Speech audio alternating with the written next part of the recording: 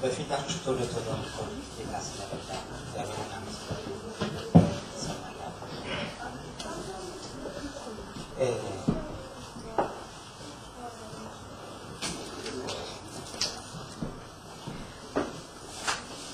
እሺ ባለፈው ጊዜ ከቆላሲስ መጽሐፍ የመጨረሻው ክፍል ሳልጨርስ ስለተለያየ ዛሬ ያንን ሀሳብ ለመጨረስ እሞክራለሁ። እግዚአብሔር ይረዳል።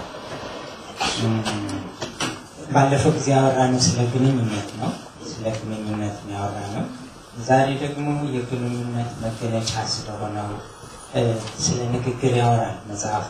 እንግዲህ ርዕሱን የወሰነልን ራሱ መጽሐፉ ስለሆነ የሚያወራው ንግግር ነውና ስለ ንግግር አብረን እንካፈለው ሀሳብ አለን። እስኪ ከማንበብ በፊት ባለፈው ሳምንት ማለት ነበረብኝ ሰሌን ሳስፈቅድ ነበር ሲቆሜ ጌታ ረድቶኝ አገር ቤት ደርሼ መጥቻለሁ። እዛ ሲሄድ ደግሞ በነበሩኝ ሳምንታት እግዚአብሔር እድል ሰጥቶኝ በማገለግልበት በነበረው አጥቢያ አገልግዬ ነበር። ወንድሜ ሙሴ ማበረታታኝ ባለፈው መናገር ነበረበት ብሎና ከዚህ ሴት ቤተክርስቲያን አገልግሎት ነበረኝ ብዬ ለሽማግሌዎች ሳጫውት ሰላም በልልን ብለውኝና መድረክ ላይ ቆሜ የቤተክርስቲያን ሰላምታ የእናንተን አድርሼ ነበር፣ ግን መልስ አላመጣሁም። ዛሬ እሱን መልስ ልናገር ነው እና እግዚአብሔር ይባርካችሁ። በጣም ደስ ብሎናል። ስለእናንተ ያው ከሸዋ ሰምተናል ያሉት ያው አውርቻቸዋለሁ እና እግዚአብሔር አገልግሎታችሁን ይባርክ። ሰላምታችሁ ደርሶናል። እግዚአብሔር ይባርካችሁ። እኛም ሰላም እንላቸዋለን በክርስቶስ ብለዋል። እሱ ለማለት ነው።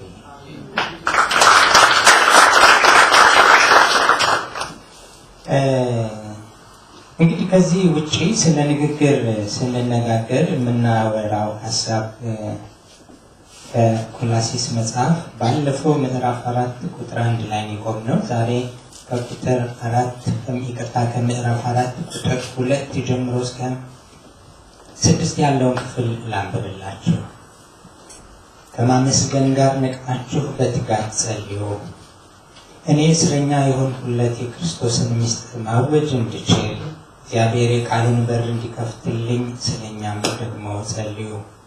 ደግሞ መናገር እንደሚገባኝ ቃሉን በግልጽ እናገር ዘንድ እንድናገር ጸልዩልኝ። በውጭም ካሉት ሰዎች ጋር ባላችሁ ግንኙነት በጥበብ ተመላለሱ።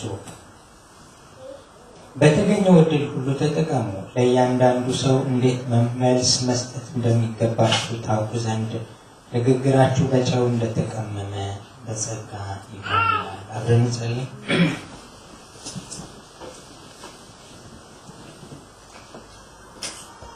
እግዚአብሔር አምላክ ሁልጊዜም ስምህን ስንጠራ ደስ ይለናል። ሁልጊዜም ወደ አንተ መቅረባችንን ስናስብ ደስ ይለናል። ሁልጊዜም አንተ ከኛ ጋር መሆንህን ስናስብ እጅግ ውስጣችን ሐሴት ታደርጋለች። ጌታ ሆይ የደህንነታችን ቀንድ፣ የመኖራችን ምክንያት፣ የምስጋናችን መዓዛ አንተ ነህና ቅዱስ አባት ሆይ በዚህ ሰዓትም አንተ ከኛ ጋር ስላለ በስምህም ቃልን እንድንከፍት ዕድል ስለሆነልን እጅግ ደስተኞች ነን። ምክንያቱም አንተ የምክር ሁሉ ጌታ ነህና በምክርህ ሁላችንን ስለምታግዝ፣ በፈቃድ ምክር ሁላችንን ስለምታገኘን በጌታ በኢየሱስ ክርስቶስ በኩል ደግሞ መጽናናትን፣ በረከትን፣ ፈውስን በመካከላችን ስለምታደርግ ተመስገን። የደስታችን ሁሉ አምላክ እግዚአብሔር በዚህ ሰዓትም ደግሞ በምክርህ ለእያንዳንዳችን አግዘህን ሰጥተህን በምክርህ ደስ እንድታሰኘን በተመከርንበት ምክር ደግሞ መቆም እንድንችል ጸጋ እንዲበዛልን ቅዱስ መንፈስህ እንዲያግዘን የቅዱስ መንፈስህ ሙላት በየዕለቱ ከኛ ጋር እንዲሆን በጌታ በኢየሱስ ክርስቶስ ስም ለመንኩ። አሜን።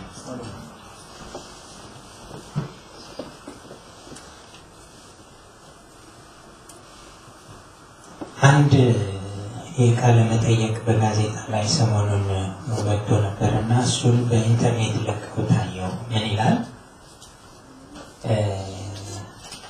ኢንተርቪው ያደረጓት አንድ ዘፋኝ የነበረች ሴት ነውና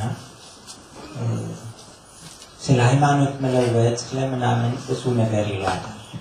እሷ ሃይማኖት ስለመቀየሬ ስላለመቀየሬ ምንም አላስብም አለች። ግን ክርስቶስ እንደተገናኘኝ ክርስቶስን እንዳገኘው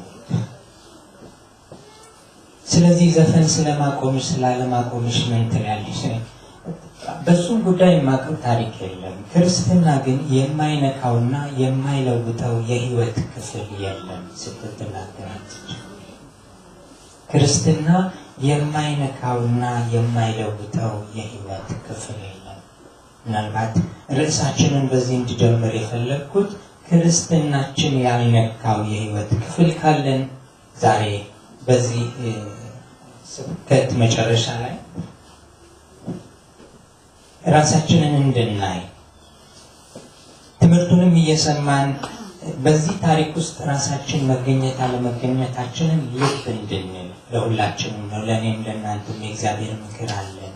ክርስትናችን ያልነካው የህይወት ክፍል ያለን ያልተለወጠ የህይወት ክፍል ካለን ልብ ልንል ይገባል ለማለት ነው። አሁን እንዳነበብኩላችሁ የንባብ ክፍላችን ቆላስይስ ምዕራፍ 4 ከቁጥር 2 እስከ 6 ነው ያነበብኩት። ከዛ በኋላ ያለው ሐሳብ ስለ ሰላምታ ነው። ምናልባት ይሄንን እናንተ በቤታችሁ እንድታነቡት ግን ላበረታታችሁ እወዳለሁ። በዚህ ክፍል ውስጥ ግን አንድ የሚለው ነገር አለ። በተለይ ከቁጥር 7 በኋላ ስለ ሰዎች ያወራና አግሪጳን ግን እንዲበሉልኝ ይላል። ከጌታ የተቀበልከውን አደራ እንድትፈጽመው ተጠንቀቅ በሉልኝ ይላል። አግሪጳን እንዲበሉት ከጌታ የተቀበልከውን አደራ እንድትፈጽመው ተጠንቀቅ በሉልኝ። ምናልባት ይህንን ምክር ሁላችሁም በአግሪጳ ስም ቦታ የራሳችሁን ስም አስገብታችሁ እንድትጠይቁ ነው። ከጌታ የተቀበልነውን ይህንን የደህንነት ቁም ነገር ልብ እንድንለውና ኑሮውን ልብ ብለን እንድንኖረው የተመከርንበት ሐሳብ ስለሆነ ባለፈው የትምህርት ጊዜያችን የቆላስይስን ዋና ሐሳብ ስናይ በተለይ ክርስቶስ የበላይ ነው የሚለውን ሐሳብ በደንብ ተመልክተናል። የበላይ ስለሆነ አንግሱት፣ እናንግሰው የሚልን ሐሳብ እንደተነጋገር ሁላችን ልብ የምንለው ሐሳብ ነው። በተለይ ቆላስይስ ምዕራፍ 1 ቁጥር 18 እርሱ አካሉ የሆነች የቤተ ክርስቲያን ራስ ነው፣ በሁሉ ነገር የበላይነት ይኖረው ዘንድ እርሱ የመጀመሪያ ከሙታን መካከል በኩር ነው። እየቀጠልን ስንሄድ የበላይ ነው የሚለን። ከሁሉ የበላይ ነው፣ የላቀ ነው። ምክንያቱም የበላይ ያደረገው እሱ ለሰው ልጆች በደልና ኃጢአት ለቤተ ክርስቲያን ስለሞተላት። ከዚህ የተነሳ መጽሐፉ እየመከረን ያለው ስለሌላ አማላጅ ስለሌላ መገናኛ ወይም ሌላ ወደ እግዚአብሔር መቅረቢያ መንገድ የለንምና ልጁን ኢየሱስ ክርስቶስን በውስጣችሁ የበላይ አድርጉት የሚል ምክር መከረን። ስለዚህ ሌሎች ነገሮች ሊያስጨንቁን አይገባም። ሊያስጨንቀን የሚገባው የበላይ የሆነውን ኢየሱስ ክርስቶስን የበላይ ማድረግ ማቃት ብቻ ካልሆነ ይህንን ምክር ነበር ስንካፈል የነበረው። እግዚአብሔር ልጁን እንዲሞትልን ልኮታል። በኢየሱስ ክርስቶስ በኩል የሚያምን ማንም የዳነ እንደሆነ በተለይ በሁለተኛ ቆሮንቶስ 5:17 ስለዚህ ማንም በክርስቶስ ቢሆን አዲስ ፍጥረት ነው ከሚሉት ሐሳቦች ጋር አጋምደን ማየታችን ልብ የምንለው ነው። ስለዚህ አሁን ትልቁ ነገር ወደ ዛሬው ሐሳብ እንድንደረደር የሚገፋፋን ሐሳብ እያንዳንዱ አማኝ በእርሱ ሙሉ ነው የሚለውን ሐሳብ ነው። እያንዳንዱ አማኝ በክርስቶስ ሙሉ ነው። ከቆላስይስ ምዕራፍ 2 ቁጥር 10 ላንብበው። የመለኮት ሙላት ሁሉ በአካል በእርሱ ይኖራል። እናንተም የገዥነትን የስልጣናትን ሁሉ ራስ በሆነው የስልጣናት ሁሉ ራስ በሆነው በክርስቶስ ሙሉ ሆናችኋል። መጽሐፍ ቅዱስ ነው የሚለው ሙሉ ሆናችኋል። ስለዚህ በዚህ ግንኙነት ውስጥ ምንም ነገር ሳንጨምር ክርስቶስን ይዘን ወደ እግዚአብሔር ሙላት መግባት ችለናል ነው እያለ ያለ። እግዚአብሔር ደግሞ ሙላቱ የተከናወነው ወይም የተፈጸመው በኢየሱስ ክርስቶስ ነው። ያንን ሙላት እንድንካፈል የተጠራን የእግዚአብሔር ውድ ልጆች ነን ማለት ነው መጽሐፍ ቅዱስ። በእርሱ ማለት በእርሱ ማለት በክርስቶስ የመለኮት ሙላት ተገልጦ ይኖራል ነው። በአካል ተገልጦ ይኖራል። ምን ማለት ነው ይሄ? በክርስቶስ ስብዕናና ስራ ውስጥ የመለኮት ሙላት ተገኝቷል። ያ የመለኮት ሙላት ደግሞ በእኛ ህይወት ውስጥ በሙላት እንዲያልፍ እግዚአብሔር ፈቅዷል ነው የሚለው። እንግዲህ ከዛሬው ሐሳብ ጋር ለማገናኘት ወደ ዛሬው ሐሳብ ስንመጣ ስለ ንግግር ይናገራል። ንግግር ታላቅ ነገር ነው። ንግግርን ግን ታላቅ የሚያደርገው የንግግሩ ብዛት ወይም ጥቂት መሆኑ ሳይሆን እውነተኛነቱ ነው። እውነተኛነቱ ደግሞ ክርስቶስ ሲሆን፣ ለምሳሌ አንድ ዳኛ የሚያስተላልፈው የፍርድ ቃል ለወንጀለኛው በወንጀለኛው ህይወት ውስጥ ትልቅ ለውጥን ያመጣል። ወይ ሞቱን ወይ ነፃነቱን ያውጅለታል። አንድ ሐኪም ለአንድ በሽተኛ የሚሰጠው የምርመራ ውጤት ለበሽተኛው ተስፋ ወይም የተስፋ መቁረጥ ምክንያት ይሆናል። ስለዚህ ንግግር ኃይለኛ ነው ማለት ነው። መናገር ዋና ጉዳይ ነው ማለት ነው። ባለፈው ስለ ቤተሰብ ነው ያወራነው። ቤተሰባዊ ግንኙነት ያስፈልጋል እየተባባልን ነበር፣ እየተመካከርን ያለነው። መጽሐፍ ቅዱስ የመከረን እሱን ስለሆነ እንግዲህ ቤተሰባዊ ግንኙነት የሚገለጠው በንግግር ነው። የንግግር ኃይል ከእግዚአብሔር የተሰጠ ስጦታ ነው። እግዚአብሔር በሚያዘውና በሚፈቅደው መንገድ ልንገለጥበት ወይም ልንገልጠው ይገባል። በነገራችሁ ላይ ስለ ንግግር ወይም ስለ ምላስ መጽሐፍ ቅዱስ አንድ ምዕራፍ በሙሉ አውርቷል። የት ነው ያለው ብላችሁ ሁላችሁም ልታወሩት ትችላላችሁ። ያዕቆብ ምዕራፍ 3 ግን ያዕቆብ ምዕራፍ 3ን በሙሉ ስናነብ በሶስት አረፍተ ነገሮች ቋጥሮት ነው የምናገኘው። ንግግር ወይም አንደበት ከልጓምና ከመቅዘፊያ ጋር ንጽጽር አለው። ከእሳትና ከመርዘኛ እንስሳ ጋር፣ ሶስተኛ ከፍሬያማ ዛፍና ከውሃ ምንጭ ጋር አወዳድሮ ስለ አንደበት ይናገራል። እነዚህ ጥንድ የሆኑ የአንደበት መገለጫዎች ወይም የምላስ መገለጫዎች የመጀመሪያው ሐሳብ መምራትን፣ ልጓም መቅዘፊያ ሲል መምራትን፣ መሪነትን። ሁለተኛው ሐሳብ እሳትና ከመርዘኛ እንስሳ ጋር ሲያጋምደው አጥፊነቱን።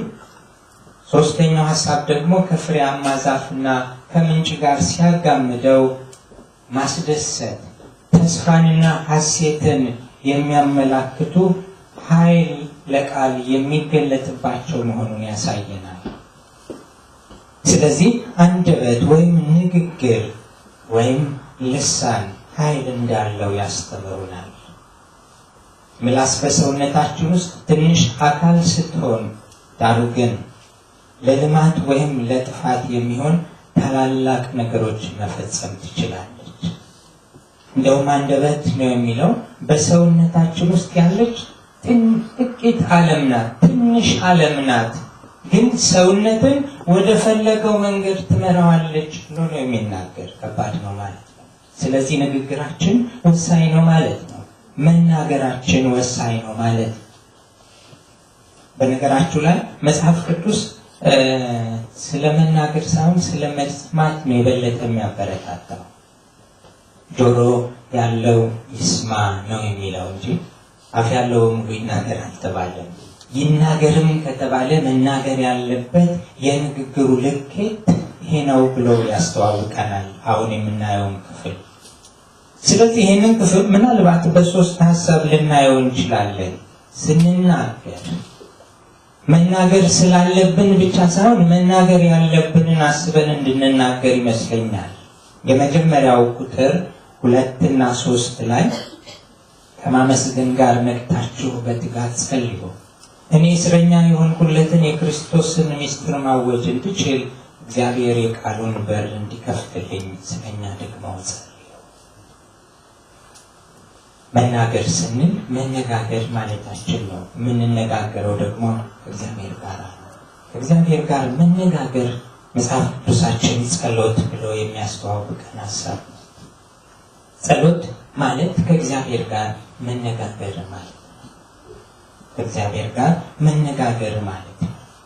ጸሎትና አምልኮ የንግግር ስጦታዎች ሲሆኑ በከፍተኛ ደረጃ የምንጠቀምባቸው መስኮች ናቸው። ልብ በሉት። ጳውሎስ ወዳጆቹን እንዲጸልዩለት ይጠይቃል። ምናልባት ስለ ጳውሎስ ስናስብ እንዲህ አይነቱ ብርቱ የእግዚአብሔር ሰው የብርታቱ ምክንያት ከእግዚአብሔር ጋር እሱ መገናኘቱና ስለሱ ሌሎች ከእግዚአብሔር ጋር ያላቸው ህብረት መሰረታዊ ነገር እንደሆነ ነው የሚጠቁመው።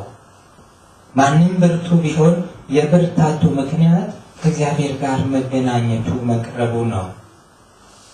ስለዚህ ከማመስገን ጋር ነቅታችሁ በትጋት ጸልዩ ይላል። ከማመስገን ጋር ነቅታችሁ ጸሎታችሁ በእምነት ይሁን ነው። ንቁ፣ ለጸሎት የተሰጣችሁ ሁኑ ብሎ ነው የሚለው። አንደኛ ተሰሎንቄ ምዕራፍ 5 ቁጥር 17 ሁላችን የምናውቀው ጥቅስ ነው። ሳታቋርጡ ጸልዩ ይላል። ሳታቋርጡ ተንበርከኩ አይደለም። ብዙ ጊዜ ጸሎት ብለን ስናስብ መንበርከክ ለእግዚአብሔር መገዛታችንን የምናሳይበት ሀሳብ ነው። ጸሎት ግን ግንኙነት ነው። ጸሎት ግንኙነት ነው። ከእግዚአብሔር ጋር ያለ ግንኙነት ነው። ከቅዱሱ አባት ጋር ያለ ህብረት ነው ጸሎት። አንዳንዴ ስለ ግንኙነት ስናስብ የግድ ማውራት የለብንም። አብሮነት ነው። አሁን ከቤተሰቦቻችን ጋር መገናኘት አለብን። ባለፈው ጊዜ ስለ ቤተሰብ አውርተናል። ቤተሰብ መሀል ቁጭ ስንል የግድ ማውራት የለብንም። ማውራት ካለብን ደግሞ ማውራት የሚገባን ቁም ነገሮች መጽሐፍ ቅዱስ እንደሚለው እንደ እግዚአብሔር ሐሳብ የሆኑ ናቸው። ስለዚህ ግንኙነት አለ። ስለዚህ ባለማቋረጥ በእምነት የሆነ ግንኙነት ከእግዚአብሔር ጋር ይኑራችሁ ነው ጸሎት። ከማመስገን ጋር በእግዚአብሔር ደስ ተሰኙ ማለቱም ጭምር ነው። ምናልባት ብዙ ጊዜ እኛ ስንጸልይ መስሎ ሲታየን ይሄ ለዚህ ነገር መፍትሄው ጸሎት ነው ብለን ስናስብ እግዚአብሔርን መገናኘት እንወዳለን። ወይ ደግሞ ሲሰማን ጸልይ የሚል መንፈስ ሲወረን፣ ወይ ደግሞ ችግር በዙሪያችን ሲያንዣብብ እግዚአብሔርን እንፈልገዋለን። አንድ ኢህአዴግ አዲስ አበባ ሊገባ ነው የተባለ ቀን ሁሉም በየእምነቱ የደብር ደጅ ሲያጣብብ እንደነበር ሁላችን የምናስታውሰው ትዝታችን ነው። ሁሉ ያን ጊዜ የጸሎት ጥሪ ያስፈልገውም ሰው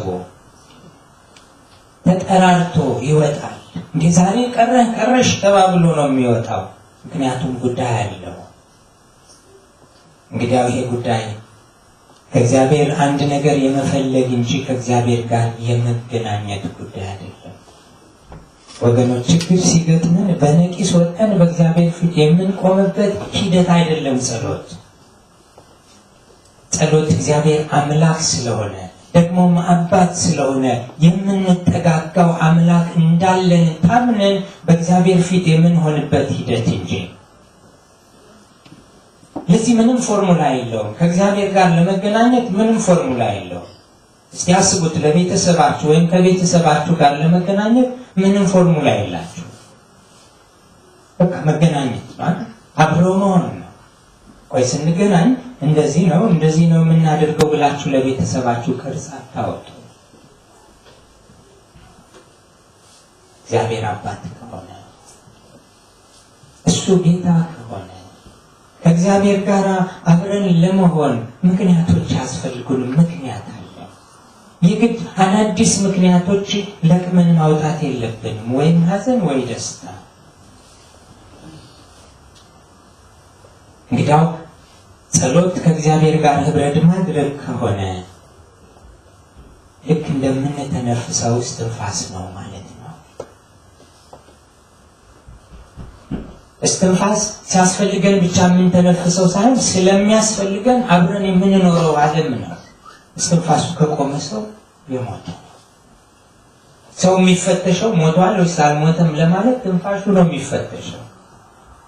ትንፋሹ ቀጥ ካለ በቃ ተሰናብቷል ነው ብለን አዋጅ ነግረንለት እንሰናበተዋለን። እኛ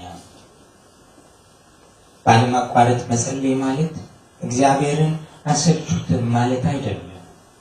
ማለት እግዚአብሔር ጸሎትን ለመመለስ ፈቃደኛ ስላይደለ አሰልቹት፣ በቃ አሰልቹትና ፈቃደኛ እንዲሆን አድርጉት ማለት አይደለም።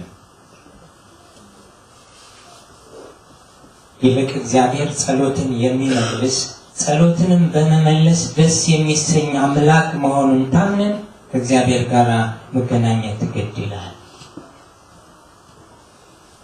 ምናልባት ጸሎት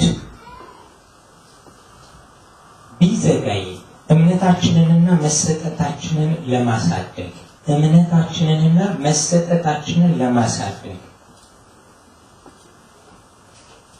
እንዲሁም በትክክለኛው ጊዜ ዓላማዎቹን ለመፈጸም የጸሎት መልሶች ሊዘገዩ ይችላሉ። እግዚአብሔር ስለከፋና ስለጨከነ እምነታችንንና መሰጠታችንን እግዚአብሔር ሲሻ፣ በሌላ መንገድ ደግሞ ፈቃዱን በራሱ ጊዜ የሚያከናውንበት ጊዜ እስኪመጣ ድረስ የኛ ጸሎት ሊዘገይ ይችላል። ምናልባት ይህንን የዳንኤልን መጽሐፍ ስታነቡት ዳንኤል ጸለየ፣ ከ21 ቀን በኋላ መልስ መጣ፣ 21 ቀን ተስተጓጎለ ይላል። ምናልባት 21 ወራት፣ አንዳንዶቻችን 21 ዓመት ልንጠብቅ እንችላለን። እግዚአብሔር ክፉ ስለሆነ አይደለም፣ እግዚአብሔር ጨካኝ ስለሆነ አይደለም። በዚህ መንገድ እግዚአብሔርን አሰልቹት ሳይሆን ህብረት አድርጎ በግንኙነታችሁ እግዚአብሔር የሚሰለች አምላክ አይደለም፣ የሚፈልገው ስለሆነ። እግዚአብሔር ቢዘገይ ሁልጊዜ መልሱን ነፍጎናል ማለት አይደለም። ስለዚህ ሳናቋርጥ በምንጸልይበት ጊዜ ልባችን እግዚአብሔር ለሚሰጠን መልስ ዝግጁ ይሆናል። አንዳንዴ ያለ ጊዜውም ሊሆን ይችላል። አንዳንዴ እንደውም ምላሹ ከመምጣቱ በፊት እንኳን እኛ በጸጋ እያደግን እንሄዳለን ከእግዚአብሔር ጋር በቆየን ቁጥር። ስለዚህ የመልስ መምጣቱ አለመምጣቱ ጉዳይ አይደለም፣ ከእግዚአብሔር ጋር መኖርን ግን ያስለመደናል። በትጋት መሆን አለበት ጸሎት። በምንጸልይበት ጊዜ መትጋትና መበረታታት የግድ ነው።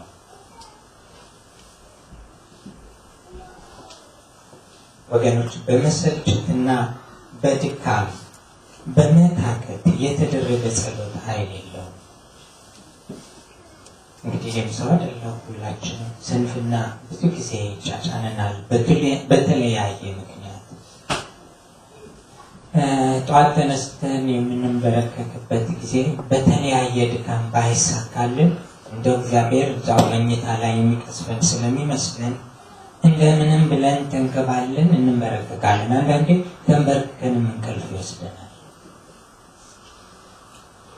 ስለዚህ አቴንዳንስ ለማስያዝ ይመስለናል። መጥቻለሁ አለው ለማለት አይደለም። በትጋት ነው፣ በንቃት ነው በእግዚአብሔር ፊት ሰው መሆን ያለበት። ወገኖች፣ መሰዊያው ላይ እሳት ከሌለ የዕጣኑ ሽታ ወደ እግዚአብሔር እንደማይደርስ ሁላችን ልብ የምንለው ነው። ወደ እግዚአብሔር የዕጣኑ ሽታ መድረስ ካለበት መሰዊያው ላይ እሳት መኖር አለበት። እሳት ደግሞ ነገሮቹን ያነቃል አይደል? ያበስላል፣ ያንተከትካል። እሳት ካለ ለውጥ አለ ማለት ነው። ለውጥ አለ፣ ሂደቱ ለውጥ ላይ ነው ማለት ነው። ምናልባት መጽሐፍ ቅዱስ በዚህ አታኮ የሚናገረው ሐሳብ ስላለ መዝሙር 142 ቁጥር 1 ላይ 141 ቁጥር 2 ላይ ስለ መሰዊያና ስለ እሳት ያወራል። አላነበው ምስጋናችን በዚህ አይነት መልክ የተቃኘ መሆኑን ለማሳየት ነው። ወገኖች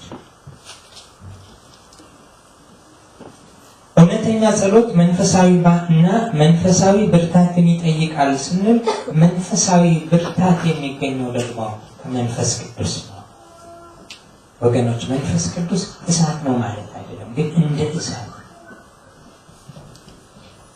ንግግሩን ልብ ልንለው ይገባል። እንደ እሳት ነው መንፈስ ቅዱስ። በሌላ ቦታ እንደ መዶሻ ተገልጧል፣ ግን መዶሻ አይደለም።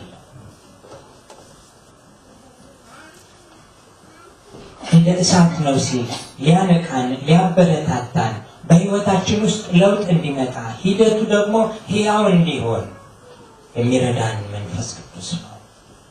መንፈስ ቅዱስ ያላገዘው ጸሎት ድካም ያለበት የሞተ የተሰላቸ እንዲሁ ስርዓት የሆነ ወግ የሆነ ነው የሚሆነው። ስለዚህ ለህይወታችን መንፈስ ቅዱስን ልንደገፍ፣ በተለይ ደግሞ በጸሎታችን ህይወት ከመንፈስ ቅዱስ ጋር የመንፈስ ቅዱስ ሙላትን ተቀዳጅተን በእግዚአብሔር ፊት ልንቀርብ ያስፈልጋል። ምናልባት ምሳሌው ቀጥተኛ ምሳሌም ባይኖር አንድ ጊዜ ጦርነት ነው ሙሴ መውጣት አሰቡና አንተ ካልወጣ አንወጣም ብሎ ሲናገር እናያለን። ሙሴ አንተ ካልወጣ አንወጣም ምን ማለት ነው? አንተ ከኛ ጋር ካልሆንክ ዘመቻችንም ዘመቻ አይደለም። በማን ኃይል ተዘምተው በማን ኃይል ምርኮን መሰብሰብ እንደሚችሉ ያወቀ ሰው ነው። ከጌታ ውጭ የሆነ ሰው ምናልባት በራሱ ዘምቶ በራሱ ምርኮ ለመሰብሰብ ያስብ ነው። የሚጸልይ ሰው እግዚአብሔር ጋር የሚዘምት ማለት ነው። ከእግዚአብሔር ጋር ምርኮን የሚካፈል ማለት ነው። ስለዚህ ጸሎት ከምስጋና ጋር መቅረብ እንዳለበት ይናገራል። ይኸው ክፍል ነው ከማመስገን ጋር ይላል። ምስጋና ለተሳካ ጸሎት ወሳኝ ነው። ምስጋና ስንል ስጠን ብለን እግዚአብሔርን ለምነን ምላሽ ካገኘን በኋላ ለእግዚአብሔር የምንሰጠው ነገር ማለት አይደለም። ጥሩ ነው። እግዚአብሔር ስጠን ብለነው ሰጥቶን እግዚአብሔርን ማመስገን ጥሩ ነው። ግን ከመነሻው እግዚአብሔር ሰጠም አልሰጠም ምስጋና የሚገባው እግዚአብሔር ነው። ስለዚህ ነው መጽሐፍ ቅዱስ ምስጋና የሚገባውን እግዚአብሔርን እጠራለሁ ብሎ የሚናገር። ተስፋዬም ይህንን መዝሙር እንደዘመረው ሁላችሁ ልትሉታላችሁ። ምስጋና የሚገባው ምስጋና የተገባው እግዚአብሔር ዛሬ ስለሰጠና ስላልሰጠ ሳይሆን ሰጪ ስለሆነ አድራጊ ስለሆነ ጌታና አባት ስለሆነ ምስጋና ይገባዋል። ጳውሎስ በብዙ መንገድ እግዚአብሔርን ላመሰግንበት የሚችልበት ምክንያት አለ ያለውን በቆላሲስ ምዕራፍ 1 ላይ ያጠናነውን ሐሳብ ሁላችን ልብ እንላለን። ስለእናንተም እግዚአብሔርን አመሰግናለሁ ብሎ በእስር ላይ ያለ ሰው ስለ ቆላሲስ ሰዎች እግዚአብሔርን ያመሰግናል። ለእናንተ ደግነቱን የገለጠ እግዚአብሔር ሊመሰገን ይገባል በዚህ ምክንያት። ሐዋርያው ጳውሎስ ካሉበት ብዙ ችግሮች ይልቅ ስላሉት ብዙ ነገሮች እግዚአብሔርን ማመስገን ይችላል። ወገኖች ብዙ ነገሮች እያለን ስለጎደለብን ስለ ትንንሹ ነገር እግዚአብሔርን ከማመስገን የታቀብን ብንኖር ለአግሪጳ ሊበሉልኝ ያለውን ነገር የተቀበልከውን አደራ ልትፈጽመው ተጠንቀቅ በሉልኝ በሉት። እግዚአብሔር ብዙ ነገሮች አድርጎልናል። አውሮፓን ስላሻገረን አይደለም፣ ሕይወት ስለሰጠን እንድንፈጠር እግዚአብሔር ወዶ ፈቅዶ ያደረገው ነው። በዕለት ተዕለት ሕይወታችን ውስጥ የሆኑት ነገሮች ሁሉ በእግዚአብሔር ሆነዋል። ምናልባት ይሄኛው ሲጠፋ ያኛው እንደዚህ ሲሆን ይሄኛው እንዲህ ሲሆን እኔ ቆሜ ስለተገኘው ብለን ሳናወዳድር እግዚአብሔር ደግ መሆኑን በሕይወታችን ውስጥ አይተን እግዚአብሔርን ልናመሰግን፣ አካባቢያችንን አይተን እግዚአብሔርን ልናመሰግን የምንችልባቸው ብዙ ምክንያቶች አሉ። ስለዚህ ስትቀርቡ እግዚአብሔር ፊት አመስግኑት ነው የሚለው። ከማመስገን ጋር ጸሎታችን ዓላማ ሊኖረው ይገባል። ስለኛም ደግሞ ጸልዩ ይሆናል። ስለኛም ደግሞ ጸልዩ። ስለዚህ ወደ እግዚአብሔር ፊት ስትቀርቡ የኛን ጉዳይ አትርሱት ማለቱ ይመስላል። አንዳንድ ጊዜ የኛ ጸሎት ብዙ ግልጽ አይደለም። ለምሳሌ ወንጌላውያንን ባርክ ብለን እንጸልያለን። በጸሎታችን እንዴት አድርጎ ይባርክ? በምን መንገድ ይባርክ? ምንስ እንዲያደርግላቸው ነው የምትፈልጉት? እሳቸው እንዲሞላ፣ የተለያዩ ጸጋዎች እንዲኖራቸው፣ ወይስ የወንጌልን ስራ በትጋትና እግዚአብሔር በሰጣቸው ጸጋ ይፈጽሙ ዘንድ ምንድነው መሻላቸው? ብዙ ጸሎቶቻችን ጥቅል ናቸው፣ ድፍን ያሉ ነገሮች። ምን እንኳን እንደምንፈልግ በማይታወቅበት መንገድ እግዚአብሔር ፊት ሆነን በቃ ይሄንንም እንዲያደርግ ያንንም እንዲስራ ይሄንንም ገልብጠው ልንል እንችላለን። ጸሎት ዓላማ ያለው ሊሆን ይገባል። ዓላማ የሌለው ጸሎት ጸሎት አይደለም። ጸሎት ከመሆን ዘልሏል። የጸሎት ዓላማ የሰውን ፈቃድ ወደ እግዚአብሔር ወይም ወደ ሰማይ ማስገባት ሳይሆን በሰማይ ያለችውን የእግዚአብሔርን ፈቃድ ወደ ምድር መጋበዝ ነው። በሰማይ እግዚአብሔር ፈቃዱ ምንድን ነው ብለን ልንጠይቅ ይገባል። ጸሎት አንድን ነገር እግዚአብሔር እንዲያደርግ ሳይሆን እንደ ፈቃዱ የሆነን ነገር እንዲያደርግ እግዚአብሔርን የምንለምንበት፣ ወደ እግዚአብሔር የምንጠጋጋበት ነው።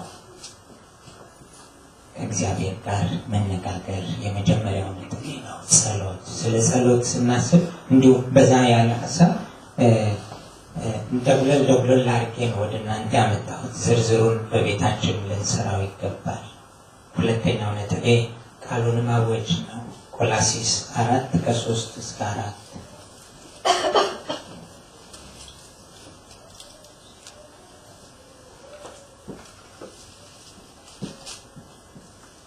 እኔ እስረኛ የሆንኩለት የክርስቶስን ምስጢር ማወጅ እንዲችል እግዚአብሔር የቃሉን በር እንዲከፍትልኝ ስለኛም ደግሞ ጸልዩ። ደግሞ መናገር እንደሚገባኝ ቃሉን በግልጽ እናገር ዘንድ ጸልዩልኝ ይላል።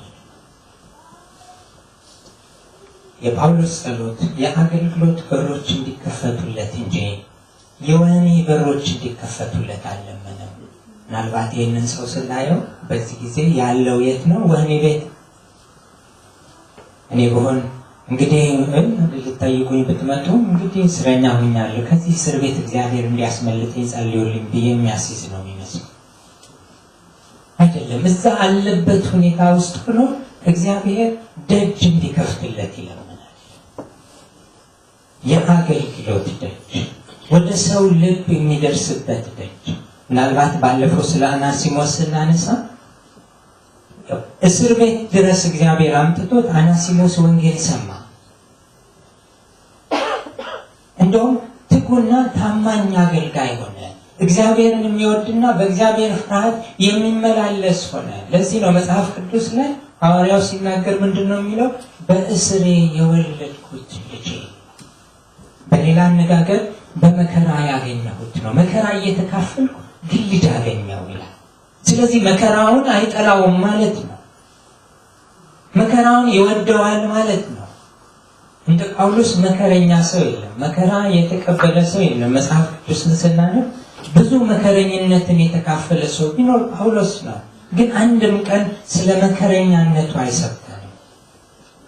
በሚያልፍባቸው መንገዶች ውስጥ ሁሉ ግን ክርስቶስን ማወጅ ትልቅ ተግባር ነው። የታለን ወገኖች? ምን እያደረግን ነው? የወህኒ በሮቻችን እንዲከፈቱ፣ እስራቶቻችን እንዲፈቱ። በነገራችሁ ላይ በስጋ ካሉ እስራቶች ይልቅ መንፈሳዊ እስራቶቻችን ይበዛሉና እግዚአብሔር ከዚህ እስራት ፈቶን ለእሱ አገልግሎት ለእሱ መልካምን ነገር መስራት እንድንችል እግዚአብሔር ቢረዳን እሱ ነው ለእኛ የሚያስፈልገን። ለሐዋርያው ነፃ ሰው ከመሆን ይልቅ ታማኝ እግዚአብሔር አገልጋይ መሆንን ይመርጣል። ነፃ ሰው፣ ነፃ ሆኖ ምንም ማንም ጠያቂ የሌለው በወታደር ያልተከበበ። እንደውም ታሪኩን ስታዩት ሐዋርያው እስር ላይ በነበረበት ጊዜ ከአንድ 100 አለቃ ጋር አንድ እጁ በካቴና ታስሯል እና ወታደሮቹ በየ3 ሰዓት ልዩነት ስለሚቀያየሩ አንድ ወታደር ምናልባት ለ3 ሰዓት ቢቆይ በሌሊቱ 6 ወታደር ያስተናግዳል ማለት ነው። እጁ በሰንሰለት ስለታሰረ አንዳንዴም መጻፍ ስለማይችል ይሆናል ሌሎች የጻፉለት ይባላል። ግን ምክንያት ግን እዛ ሆኖ የሚያስተላልፈውን መልእክት እየሰማ አብሮት የታሰረው ወታደር ይገረም ነበር። አንዳንዶች እንደው እስከ ንጉሥ ቤተሰብ ድረስ ጌታ ኢየሱስ ክርስቶስን እንደ ግል መድኃኒታቸው አድርገው የተቀበሉት ጳውሎስ እስር ላይ ሆኖ ነው። ከቤተ መንግስት ቤተሰቦች ይላል ይህንን መጽሐፍ ስታነቡት ልብ በሉት። ሰላም ይሏቸዋል፣ ሰላምታ ያቀርቡላቸዋል። በእስር ያገኛቸው ወዳጆቹ የእግዚአብሔር ቤተሰቦች ወንድሞቹ ናቸው። እስር ለጳውሎስ ችግር አይደለም።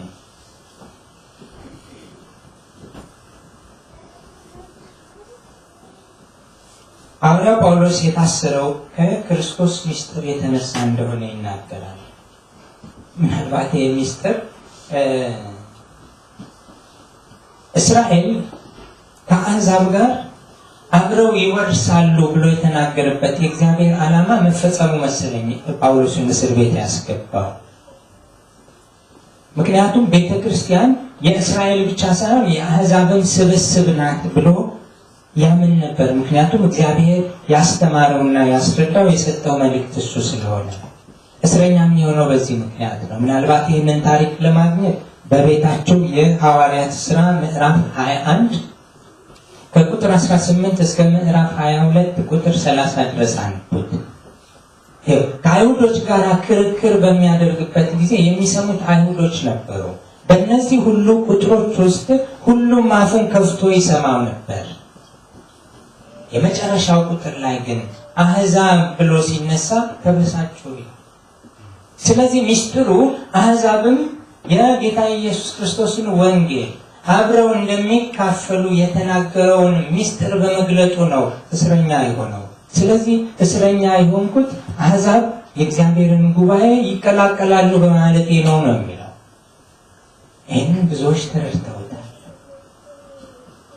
ምናልባት እግዚአብሔር ያለውን ነገር ያልተቀበሉ ሕዝቦች ምን አይነት ጠንካሮች እንደሆኑ ልብ በሉ። ከዚህ በፊትም ነግሬያቸዋለሁ።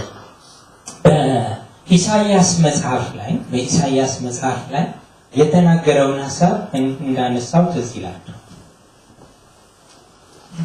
ቤተ መቅደሱ 3 ክፍል አለ አይደል? ቤተ መቅደስ አንደኛው ቅድስተ ቅዱሳን ነው፣ ሁለተኛው ቅድስት ነው፣ ሶስተኛው ደግሞ አደባባይ። አደባባይ ውስጥ እስራኤላውያን መገኘት ይችላሉ። ቅድስት ውስጥ ደግሞ ካህናት መገኘት ይችላሉ። ቅድስተ ቅዱሳን ውስጥ ግን ሊቀ ካህናቱ ለዚያውም በዓመት አንድ ጊዜ ነው ሊገባ የሚችለው። ክፍሉ ይታያል። ከአደባባዩ ውጭ ግን ሳምራውያን የተቀላቀለው ሕዝብ ይኖራል። ከቅጥሩ በኋላ ግን ከግቢው በኋላ ግን ከመገናኛው ድንኳን ውጭ ግን አሕዛብ የእስራኤል አምላክ እግዚአብሔር አምላካችን ነው ያሉ ሕዝቦች በውጪ ነው እንጂ ወደ ውስጥ መግባት አይችሉም። ወደ ግቢው መጥለቅ አይችሉም፣ ክልክል ነው። ምክንያቱም ያ ጉባኤ የእስራኤል ጉባኤ ነው። የተመረጠ ሕዝብ እስራኤል ብቻ ነው ብለው ያስቡ ነበር። እንገባለን ካሉ የወንጌላትን መጽሐፍ ስታነቡ የምታገኙት ነው። አንድ ጊዜ አንድ ሱናማት የሆነች ሴት ልጄን ፈውስልኝ ስትል ውሾች እኮ አለ ለማስተማር ነው። በነገራችሁ ውሾችም ቢሆን ፍርፋሪ እኮ አለች። አሕዛብ እንደ ውሻ የተቆጠሩ ናቸው። እንግዲህ እነዚህን በአንድነት የቀላቀለውን ምስጢር ነው እየተናገረ ያለው። ወንጌል ደግሞ እሱ ነው። ወንጌል ለሰው ልጅ በሙሉ ሊደርስ የተገባው የክርስቶስ የማዳን ስራ ነው። ግን እግዚአብሔር ከ730 ዓመት በፊት ኢየሱስ ክርስቶስ ከመምጣቱ 730 ዓመት በፊት በኢሳይያስ መጽሐፍ ወደ እግዚአብሔር የተጠጋ መጻተኛ እግዚአብሔር ከሕዝቡ ይለየኛል አይደል? ምን ማለት ነው? እግዚአብሔር ሲያየው ሁሉም የሱ ነው። ሰው ሲያየው ክፍል አለው። ይሄኛው እዚህ የሚል ክፍል አለው። እግዚአብሔር ግን ወደ እርሱ የተጠጋውን መጻተኛ የራሱ እንዳደረገው ይናገራል። ይህን ሚስጥር ነው ጳውሎስ እያወጀ ያለው። በዚህ ምክንያት እስረኛ ሆነ። አሕዛብ በቃ እግዚአብሔር አልፈለገም እኔ ለአሕዛብ መናገሬን ትቼ ለእስራኤል ባወራ ቢል እስረኛ መሆኑ ይቀራል። ስለዚህ ምናልባት እንደ ዘመናችን አነጋገር ጥበበኛ ይሆን ነበር። ይህንን ጥበበኝነት አልወደደውም። እግዚአብሔር የሰጠውን ያንን ዓለም ተካፍሎታል፣ የእግዚአብሔርን ደግነት በማወጅ። ለዚህም ያልኳችሁ ጳውሎስን ለወህኒ ያበቃው ለአሕዛብ የምስራች መስበኩ ነው። መልካም የምስራች የሆነውን ክርስቶስን ምስጢር ለአሕዛብ እንዲደርስ ወይም ማወጅ እንድችል ጸልዩልኝ ያለው እንዲህ በመታሰሬ እንዳልታገድ ነው። እንግዲያው በጸሎት የወንጌል ስርጭት ኃይለኛ መሆኑን ያሳየናል። ወንጌል በስፋት ይሄዳል። መጽሐፍ ቅዱስ ወደ ጸጋው ዙፋን ስንቀርብ ወይም እንቅረብ ብሎ ያስተዋውቀናል። እንግዲህ ወገኖች ወደ ጸጋው ዙፋን ፊት ስንቀርብ የእግዚአብሔርን በረከት ስንሻ መንፈስ ቅዱስንና ቃሉን ይዘን የእግዚአብሔርን ቃልና ጸሎት መጽሐፍ ቅዱስ ስላታመራቸው ሐዋርያቱን ዲያቆናትን ሲመርጡ እኛ ለጸሎትና ቃሉን ለማገልገል እንተጋለን። ለጸሎትና ቃሉን ለማገልገል እንተጋለን። ጸሎት ከቃሉ ውጪ፣ ጸሎት ደግሞ በመንፈስ ቅዱስ ስለሚሆን መንፈስ ቅዱስ ከቃሉ ውጪ የሚሄድ አይደለም፣ አብረው የሚሄዱ ናቸው። የእግዚአብሔር ታላላቅ ሰዎች አቅም የቃሉን የማወጃቸው ጉልበት ያገኙት ከእግዚአብሔር ጸጋ ነው፣ ወይም ከእግዚአብሔር ጋር ካላቸው ህብረት የተነሳ ነው። ከእርሱ ጋር አብረው በጸሎት በመጋደላቸው ነው ከእርሱ ጋር መኖር። ሶስተኛው ነጥቤ አዋጅ አልኩ። አሁን ደግሞ ለጠፉት ምስክርነት ነው። ለበበሉት ማወጅ አንድ ነገር መግለጥ፣ ምናልባት ህግ፣ ስርዓት፣ ደንብ፣ ወግ ማለትም ሊሆን ይችላል። ለጠፉት መመስከር ግን ምንም ስሜቱ ለሌላቸው፣ ምንም እውቀቱ ለሌላቸው ሰዎች የእግዚአብሔር የሆነውን ነገር ማሳየት ነው። በዚህ በኮሚኒስቱ ዓለም ወደ 70 ዓመት ነው አይደል ኮሚኒዝም ነገሰና የተወለዱ ህፃናት ትልልቅ ሰዎች ሆኑ እና ወንጌል መስበክ ለነሱ አስቸጋሪ ሆኖ እንደነበር አንድ ጽሑፍ ላይ አነበብኩኝና ጌታ ኢየሱስ ክርስቶስ ለሰው ልጆች መድኃኒት ነው። ማን ነው ጌታ ኢየሱስ ክርስቶስ? እግዚአብሔር ይወድሃል። ማን ነው እግዚአብሔር? እሱን ማስረዳት በራሱ ሌላ ከባድ ነገር ነው። ምክንያቱም ከእግዚአብሔርና ከኢየሱስ ክርስቶስ ወይም ከእግዚአብሔር ህልውና ውጪ በሆነ መንገድ በኮሚኒስቱ ዓለም ያደጉ ልጆች ናቸው። አንዱ በምሳሌ እንደውም ስለ ክርስቶስ ተሰቃየ የሚል መጽሐፍ ሰዎቻችሁ ታነቡታላችሁ ብዬ አስባለሁ። እሱ ላይ የጻፈ ሰው ወደ አማርኛ ተተርጉሞ ነው ያነበብኩትና የራሽያ ግዛቶች ከነበረችው ሀገር አንዱ ማለት እስረኛ የሆነ ሰው ነው። ምሳሌ ይሰጣል። አንድ ሀብታም 100 በጎች ነበሩት።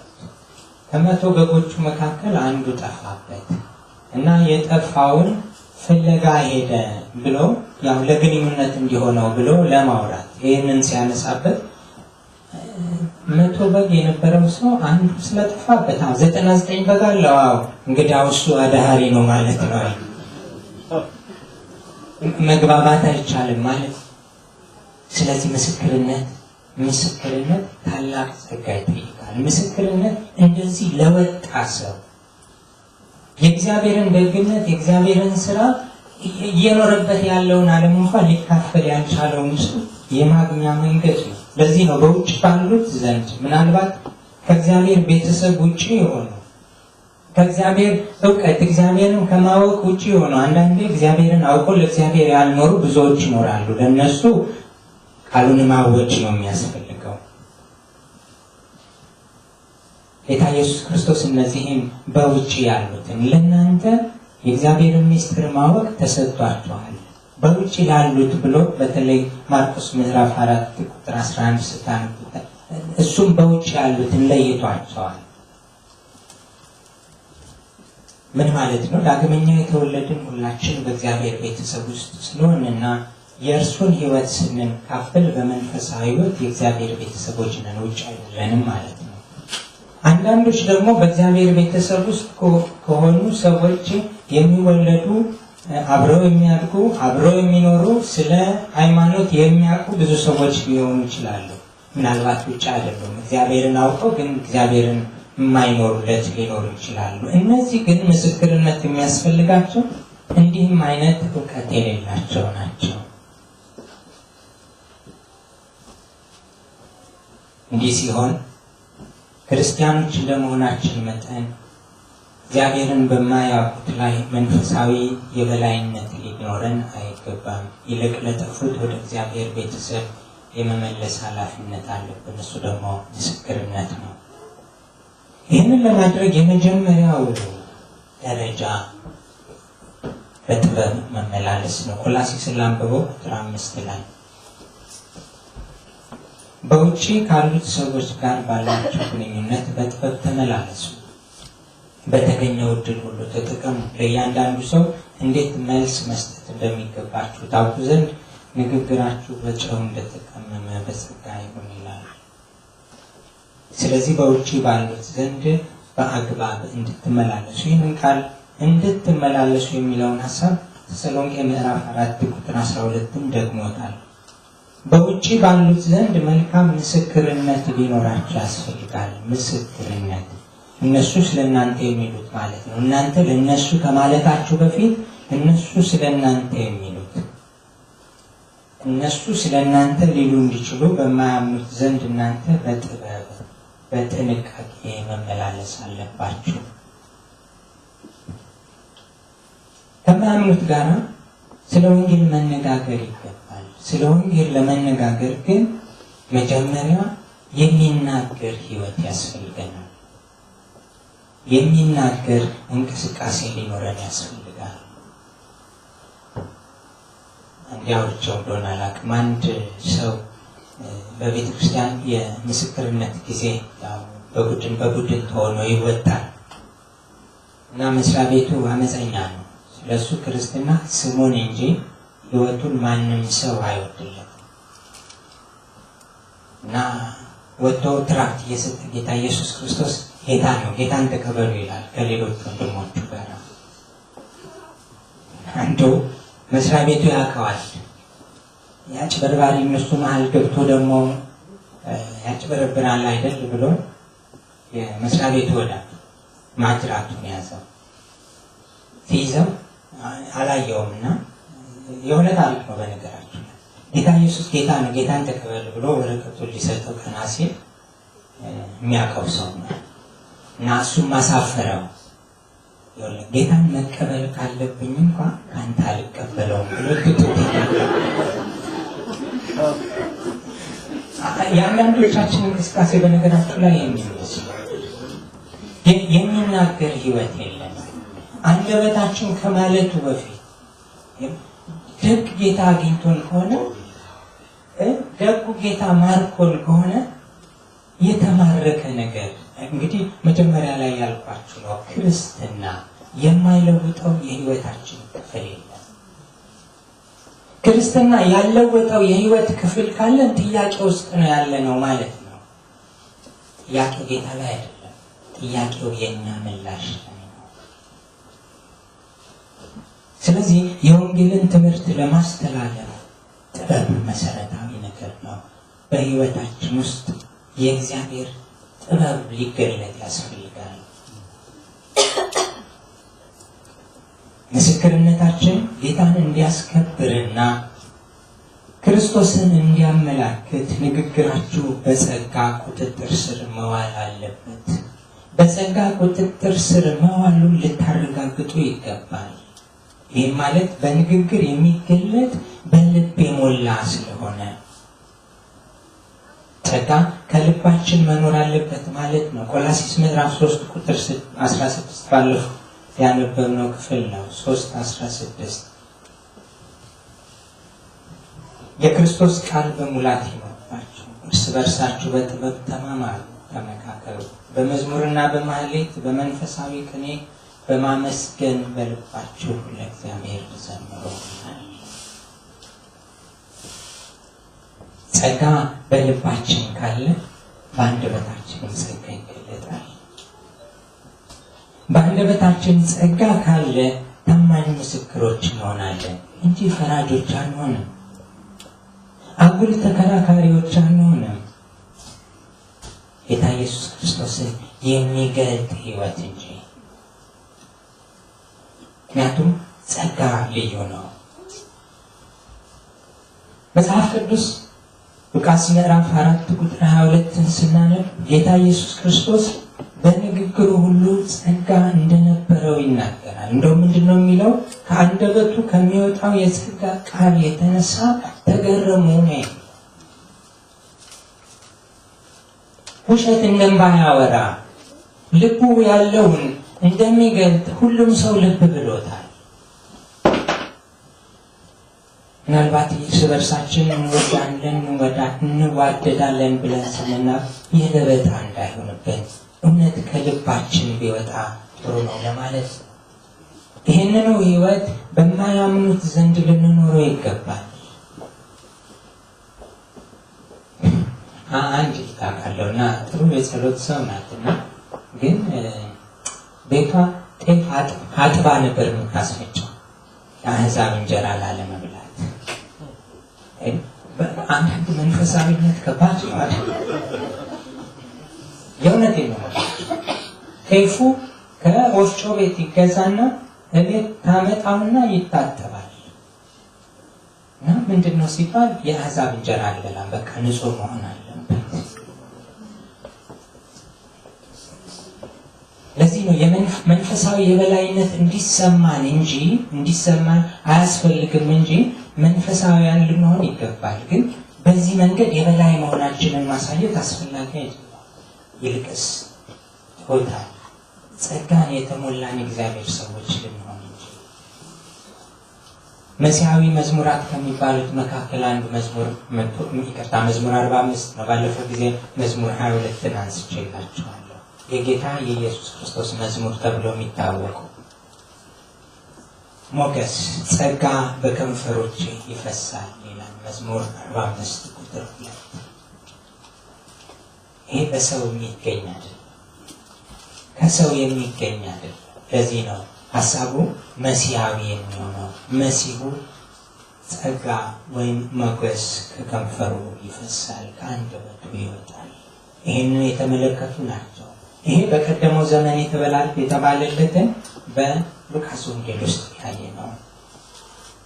ጌታ ኢየሱስ ክርስቶስ ከኃጢአት ጋር እንኳ ግብ በገጠመበት ጊዜ ወይም በተጋፈጠበት ጊዜ ሳይቀር እንኳ ጸጋ የተሞሉ ንግግሮች ነበሩት። ንግግራችሁ ለሚሰሙት ጸጋን ይሰጥ ዘንድ ብሎ ነው የሚለው። ለሚሰማችሁ ጸጋን ይሰጥ ዘንድ ኤፌሶን ምዕራፍ 4 ቁጥር 29 ነው። ዳሩ ግን በልባችንና በአንደበታችን ጸጋ ከሌለን የሚወጣ የሚሰሙንን የሚያንጽ ጸጋ ከኛ ወደ ሌላው የሚያልፍ አይደለም ማለት ነው። ስለዚህ ወገኖች እግዚአብሔር እውነትን በፍቅር እንድንናገር ይፈልጋል። ኤፌሶን 4:15 እውነትን በፍቅር መናገር። ሌባ ሲገጥመን አይ ሌባ ነህ አይደለም የሚያስፈልገው ነገር ምንድነው? ሌባ ያደረገ መርካቶ ነበርኩ ብያችኋለሁ። አንድ ጊዜ ሌባ ሲባል ሞልቷል መርካቶና በርክ ብለን እንወጣለን እና አንድ ጓደኛዬ በተለይ በሌባ በጣም ነው የሚናደደው እና ዘሎ ወጥቶ አገኘው በተለይ ዘገንና እና እኔ ከሱ ጋር ልደባደብ ደጎኛ አይደለም፣ ግን ሰው ሲሸነፍ ሳየው ውስጥ ይረበሻል። በቃ ካሸነፋችሁ ሰው በኃጢአት ሲገኝ የተሸነፈ ነው። ሰው በድካም ውስጥ ሲገኝ የተሸነፈ ነው። ይህንን ሰው ጸጋ ካደለ ምን ያነሳዋል? ጸጋን ደግሞ ከኔና ከእናንተ ውጭ ማን ሊያካፍል ይችላል?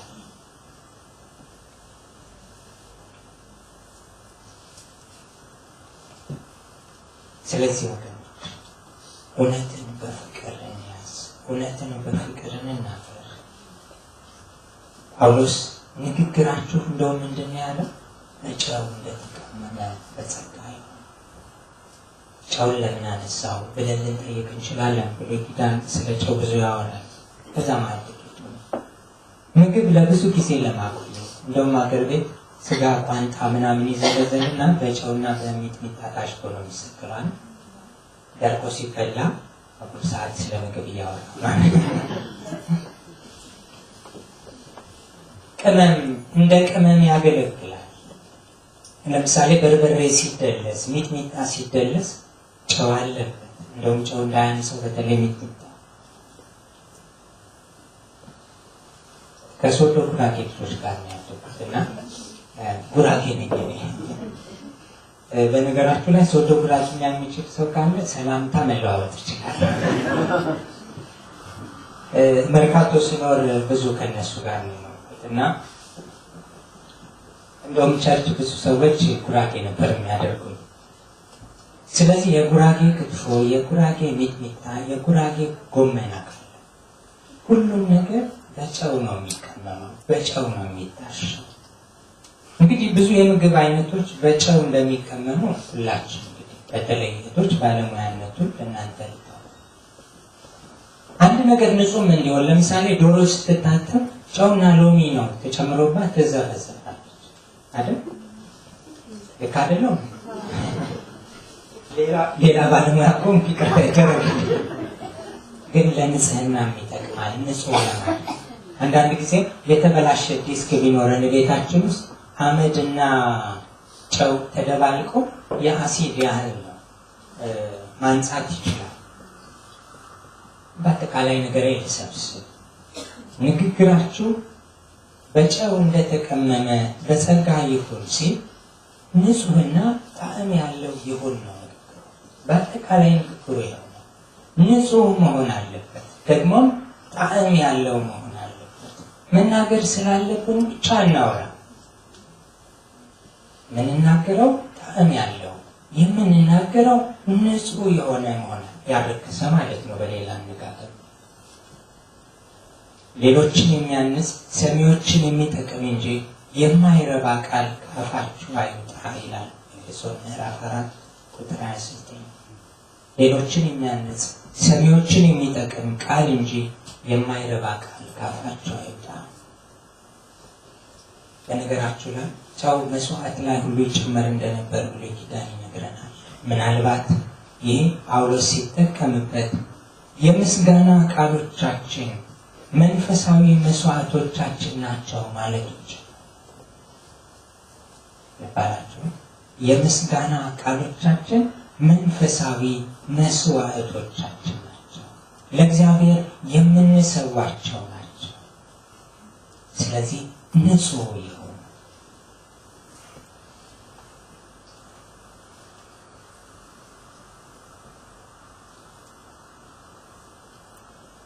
ዕብራውያን ምዕራፍ 13 ቁጥር 5 ላንብብላችሁ። ስለዚህ ዘወትር የምስጋና መስዋዕት ይኸውም ለስሙ የሚመሰክሩ የከንፈሮችን ፍሬ በኢየሱስ አማካኝነት ለእግዚአብሔር እናቅርብ። ስለዚህ ዘወትር የምስጋና መስዋዕት ይኸውም ለስሙ የሚመሰክር የከንፈር ፍሬ በኢየሱስ አማካኝነት ለእግዚአብሔር እናቅርብ። የሚመሰክር ሕይወት ደግሞ የሚመሰክር አንደበት፣ ያ ማለት እግዚአብሔርን የሚያመሰክር ሕይወት ነው ማለት ነው።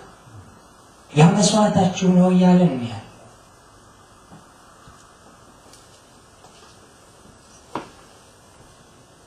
ስማችሁን አስገቡና ለከሌ እንዲህ በሉ፣ ከጌታ የተቀበልከው ስራ እንድትፈጽመው። ከጌታ የተቀበልከው ወገኖች ለእኔም ጭምር ነው የማወራው። ገና ያልደረስንባቸው ያልተለማመድናቸው ያልገባንባቸው ዓለሞች አሉ። እኔ ቆላሲስ በጣም ደስ ያለው አንዳንድ ርዕሶች ፈልገነው ሳይሆን እሱ ርዕስ ሰጠንና በዛው መካከል እግዚአብሔር ያስተማረን ለእናንተ እናካፍላለን።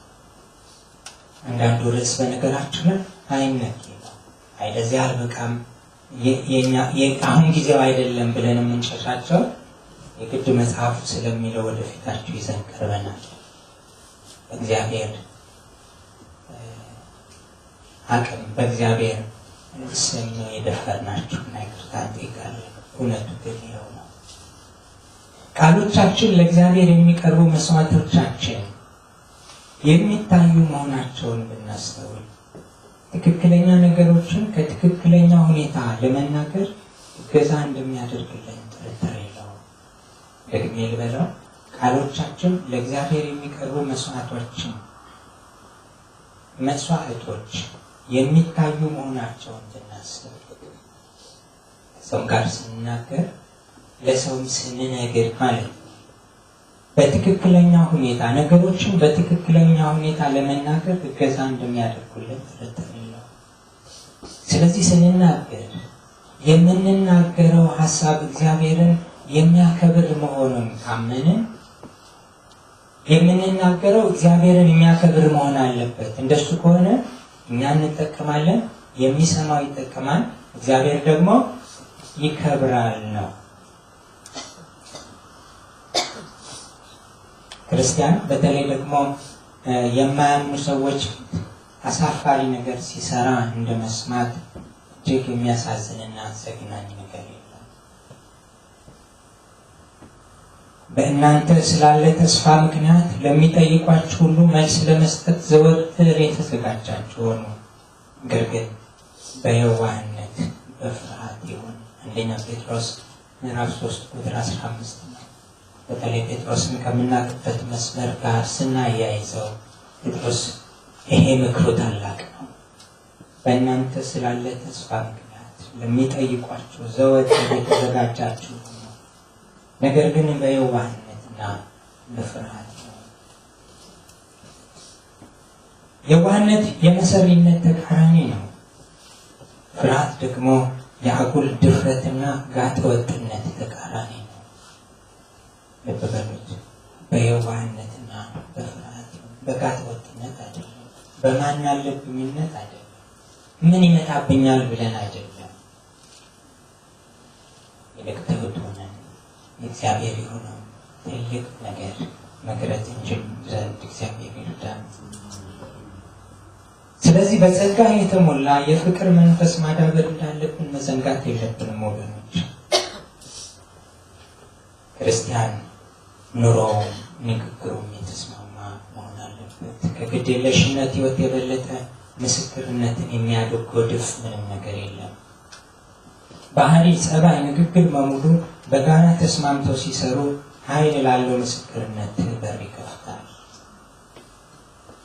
በበሉት የተመለከትነው 3 ነገር ነው። ከእግዚአብሔር ጋር መነጋገር፣ ጸሎት፣ ቃሉን ማወጅ፣ ለጠፉት ምስክርነት የሚል ሀሳብ ነው እያየን ያለ ነው በእነዚህ የተወሰኑ ቁጥሮች ውስጥ። እንግዲህ ጥናታችን ከጀመርንበት ሀሳብ ጋር አጋምጬ የጨርሰው ሀሳቤ የመለኮት ሙላት በአካል ተገልጦ ይኖራል፣ ወይም የመለኮት ሙላት ሁሉ በአካል በእርሱ ይኖራል። የእግዚአብሔር መለኮታዊ ባህሪ በክርስቶስ አካል ተገልጧል ነው ያለ። በዚህ ብቻ አላቆመም። እናንተም የገዥነትን የስልጣን ራስ በሆነው በእርሱ በሆናችሁ ተሞልታችኋል። አንዳንድ ነገሮች ዛሬ የሚኖሩ አይመስል የማንኖረውን ነገር እግዚአብሔር ዝም ብሎ የሰጠን ይመስላል። ምክንያቱም ከእግዚአብሔር ሀሳብና አደራረግ የትየለሌ ርቀን ስላለን ወደ እውነተኛው ሀሳብ መምጣት አንዳንዴ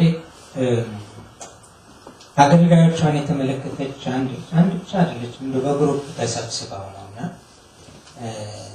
ስደት ላይ ነበሩና ስደት የነበሩ ልጆችን እንጎብኛለን። እንደው ጌታም ያጽናናል። እንደዚህ ያልን ያወራን እንደውም ልንጸልይላቸውም ጭምር መሄድ ነው። ሁሉም ነገር ከጨረስን በኋላ ለካ የክርስቲያኑም የአገልጋዩም ሕይወት አልማረካቸው፣ ደስ አልተሰኙም። እኛ በቃ በመጎብኘታችን አብረናቸው በመሆናችን አብረን በመብላታችን ደስ የተሰኙ መስሎናል። ስንጨርስ ማሳረጊያው ቃል ልባችንን ሰብሮት ወጣ። እናንተ ስበኩን እኛ እንኖረዋለን ያለች ያሳፍራል። ምክንያቱም የሰበክነውን አንኖረውም ማለት የምንናወራውን ለመኖር አቅም የለንም ማለት ነው። ብዙ ርቀናል። ስለደነገጥኩኝ ቁጭ እያወራኋቸው የሆነውን ታሪክ ሲነግሩን ያሳዝናል። ትንሽዬ በጣም ትንሽ ምናልባት ከመቶ 1% የተሻለ ነገር እኔ ጋር ስላዩ ነው ወደዛው የሚያወሩኝ። ሀሳብ ገብቷቸዋል። በጣም ትንሽ እንዲሁ ግማሽ ላይ እንኳን ደርሼ ቢሆን ኖሮ ለእነዚህ ልጆች ምን ያህል በረከት በሆንኩ። አስደንጋጮች ነን በእግዚአብሔር ቤት ውስጥ ስንኖር። ስለ ራሳችን ሙላት እንጂ ስለ ሌሎች ፈውስ እና መጽናናት ብዙ አናስብም። ንግግሮቻችን ማንነታችንን ይገልጹታል። እንግዲህ አሁን ክርስቲያን ጉድለት ያለበት አይደለም ነው ልል የፈለኩት። ክርስቲያን ጉድለት በሱ ተሞልተናል። የመለኮቱ ሙላት በክርስቶስ ውስጥ ነው ማለት ምንድነው? እግዚአብሔር ደግ መሆኑን ያየነው በክርስቶስ ነው። እግዚአብሔር መሐሪና አጽናኝ መሆኑን፣ እግዚአብሔር ሰው መፈለጉን ያየነው በክርስቶስ ውስጥ ነው። ለዚህ ነው እኔን ካየህ እንዲሁ አብን እንዴት አላየኸውም ብሎ ያለው አንድ ጊዜ ለቶማስ። ምክንያቱም ኢየሱስ ክርስቶስ አብን መግለጥ ማሳየት ነበር ትልቁ ተልእኮ። እኛስ ክርስቶስ ምን ያህል ይታያል? እንደውም አንዳንድ ጊዜ ክርስቲያኖች በክርስትና ስም ተደብቀው ሌቦች ናቸው ተብሎ ይነገራል። ክርስትና ለውጥ ያለበት ህይወት ነው። ክርስትና ከነካው የማይነካው የማይለውጠው የህይወት ክፍል ከሌለን ንግግራችን፣ አደራረጋችን፣ እንቅስቃሴያችን ተለውጦ የክርስቶስ ሙላት በእኛ ውስጥ መታየት አለበት። የማይሆን ታሪክ አይደለም የነገረን። እግዚአብሔር ደግ መሆኑን ቸር መሆኑን ቀምሳችሁ ከሆነ ነው የሚለን መጽሐፍ ቅዱስ። ያደግነት ህይወት ውስጥ መታየት አለበት። አፍቃሪ ጌታ አግኝቶን ስለ ፍቅሩ ዘመነርነት ከሆነ የፍቅር ግንኙነት ከአንደበታችን ሊወጣ ይገባል። ባለፈው እንደተመለከትነው ከክርስቶስ የተነሳ የኃጢአትን ባህሪ ያስወግዳችኋል፣ ከመንፈሳዊ ሞት ድናችኋል ማለት በስጋ ከመሞት በመንፈስም ከመሞት ይቅርታን አግኝታችኋል፣ ከሕግ እስራት ነፃ ወጥታችኋል፣ በክፉ መናፍስት ላይ ኃይልን ተቀዳጅታችኋል። ስለዚህ አሁን ከዛ ነፃ ከወጣችሁ በፊት የተሞላችሁበትን ዓለም ትታችሁ በክርስቶስ ልትሞሉ ይገባል የሚለው የክርስቶስ ደግነት የክርስቶስ ፍቅር ሊሞላን ይገባል። ይህን የሞላንን ነገር ልናካፍለው ልንናገረው እንችላለን። ስለዚህ ሰው በስጋው ከክርስቶስ ኢየሱስ የተነሳ መልካምን ማድረግ ይችላል። መጽሐፍ ቅዱስ ነው ይቻላል። መልካም ነገር ባይታይብን ችግሩ እኛ ጋር እንጂ መልካም ነገር በእኛ ላይ እንዲኖር መንፈስ ቅዱስ ዛሬም ከኛ ጋር። እዚህ ነው መጀመሪያ ላይ እንዳነሳሁት የሚጸልይ ሰው ከመንፈስ ቅዱስ ጋር የሚያብር ነው ብለናል። ከመንፈስ ቅዱስ ጋር የሚያብር ሰው ደግሞ መንፈስ ቅዱስ እየረዳው መልካምነትን ለእግዚአብሔር የሚኖር የእግዚአብሔር ሰው ነው ማለት ነው። በዚያ ዘመን ስጋ ሁሉ ርኩስ ነው ብለው የጌታ ኢየሱስ ክርስቶስን ትንሣኤ በስጋ መነሳት የተቃወሙም ነበሩ። ይህን ሀሳባቸውን ስጋ ሁሉ ርኩስ ነውና ለኃጢአት አልፎ ነው መሰጠት ያለበት ብለው የደመደሙ ክፉ ሰዎች ነበሩ። አይደለም። በስጋችን እግዚአብሔር እንድናከብር መጽሐፍ ቅዱስ ይመክራል። በስጋችሁ እግዚአብሔርን አክብሩ። በዚህ ተክለ ሰውነታችን እግዚአብሔር ይከብራል። ምክንያቱም የክርስቶስ ሙላት የእግዚአብሔር ሙላት በክርስቶስ ከሆነ የመለኮት ሙላት በክርስቶስ ከሆነ የክርስቶስ ደግነት በእኛ ህይወት ውስጥ ሊጋባ ይገባል። ከሁለተኛ ቆሮንቶስ ምዕራፍ 2 ቁጥር 14 ላይ ላንብብላችሁ። 2:14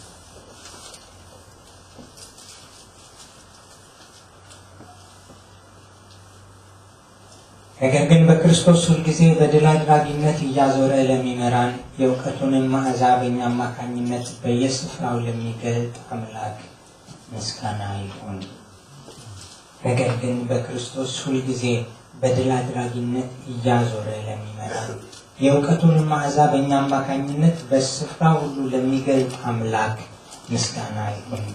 ምክንያቱም እግዚአብሔር የክርስቶስ ምክንያቱም የሚድኑትን ለሚጠፉትም መካከል ለእግዚአብሔር የክርስቶስ መዓዛ ነን ይላል።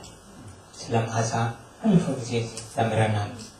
አሁን ላነሳ የፈለግኩት ሀሳብ ነገር ግን በክርስቶስ ሁልጊዜ በድል አድራጊነት እያዞረ ነው። ያን ወታደር ያን የጦር መኮንን ትዝ ይላችኋል። በሮም ከተማ ውስጥ የሌሎች ሀገር የጠላት ሀገር ሰራዊቶችን ማርኮ ስልጣናቸውን ገፎ ይኸው ድል አደረግኩ ብሎ ህዝብ በጭብጨባ እየተቀበለው የሚሄድ አንድ ጀነራል አለ። እሱን እያየ ጳውሎስ የጻፈ ይመስላል። ያ ጀነራል ኢየሱስ ክርስቶስ ነው። ስልጣናትን፣ አለቅነትን ድል ነስቶ ማለት ስልጣናቸውን ደግሞ ገፎ በአደባባይ ያዞራቸዋል። ልብ በሉት። እኛ እሱን ተከትለን ያለ ነው ትልቁ ነገር።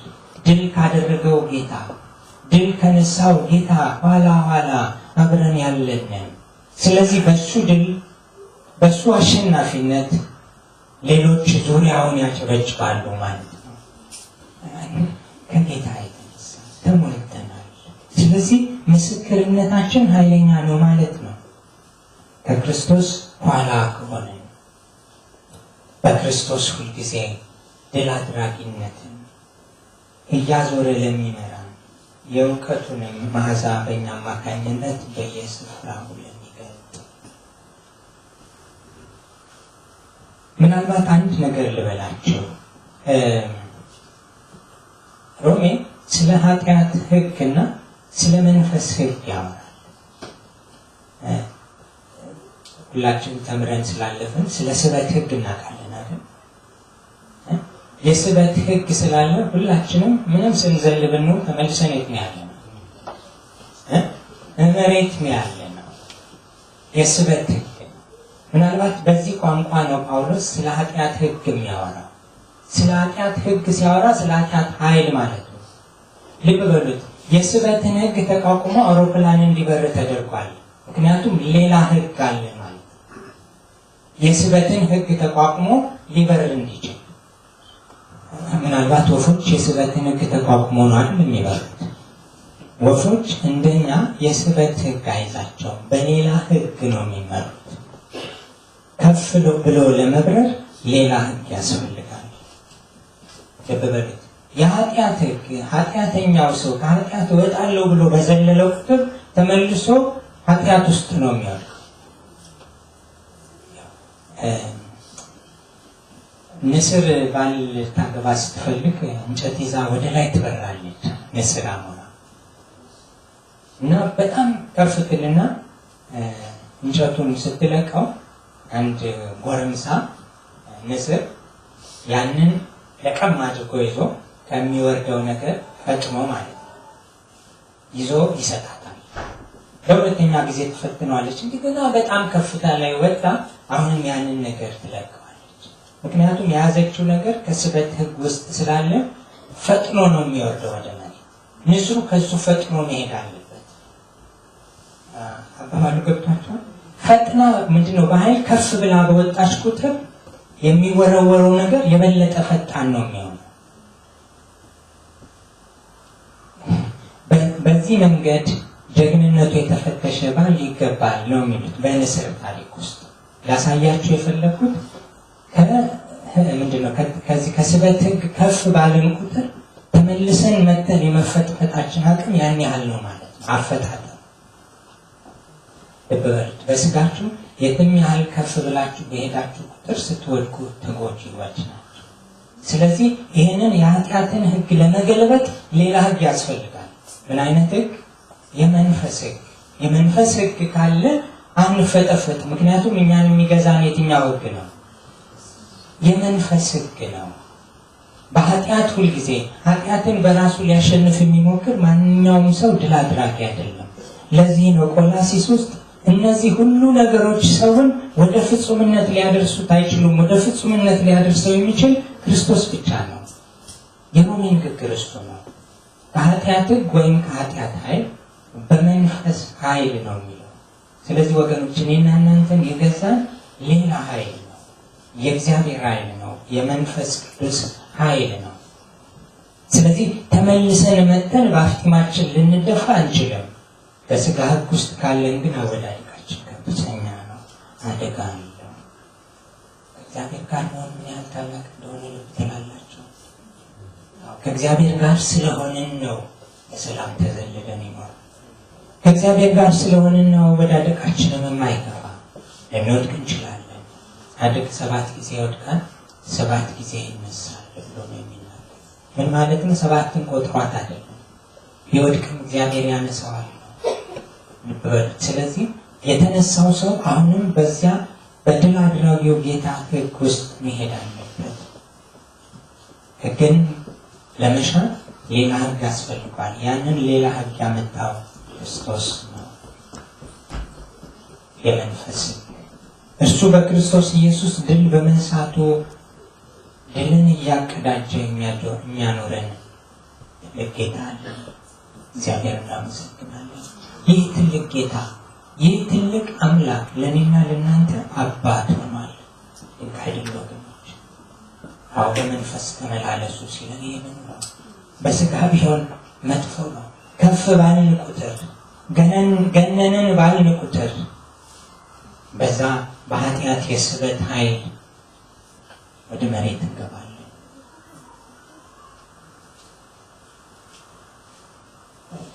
በኩስ ነው ካለና በከፍተኛ ጉልበት ስለሚመጣ ነው እኮ የሆነ ነገር በጥሶ የሚገባ። በስበት ሕግ ወደ ታች ከገባን እንግዲህ መግባት የማይገባን ግቢ ውስጥ ልንገባ እንችላለን ማለት ነው። ወገኖች ከእግዚአብሔር የበለጠ ልንጠጋጋው የሚገባ አምላክ የለም። ከእግዚአብሔር ጋር የተጠጋጋን ሰዎች ሆነን ቃሉን ልናውጅ ይገባል። የተገላቢጦሽ ላውራችሁ።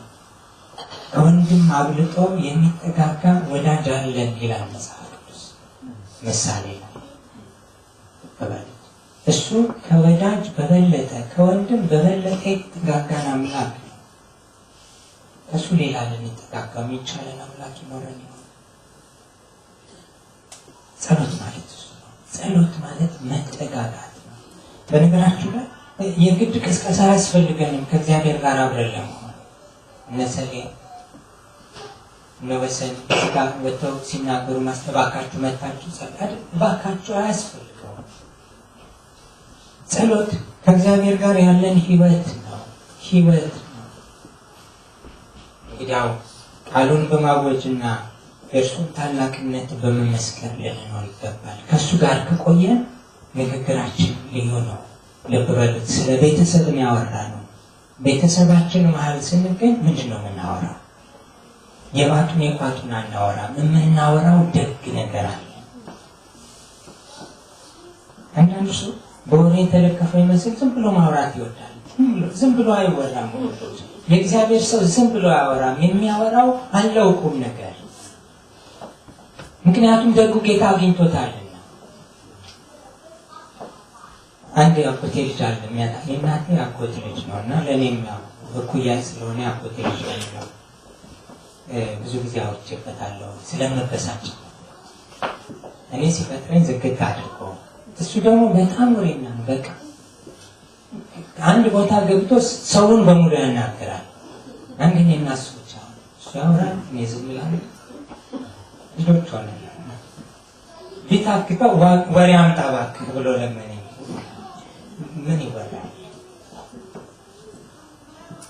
ከክርስቶስ ጋር ካለን ግን የምናወራ ነገር አለ። ስለ ክርስቶስ ደግሞ ብዙ የምናወራ ብዙ የምንናገርለት ጌታ ነው። ድል በነሳው ጌታ ድል እየነሳን እንድንመላለስ እግዚአብሔር ወገኖች እኔና እናንተን በጸጋው ያግዝ። ድል በነሳ ሕይወት እንግዲህ ወገኖች መናገር ካለብን የምንናገረው እውነት ይሆን። እንግዲህ መናገር ካለብን የምንናገረው በጨው እንደተቀመመ በጸጋ ይሁን፣ የጸጋ ቃል ይሁን፣ የሚፈውስ የሚባርክ።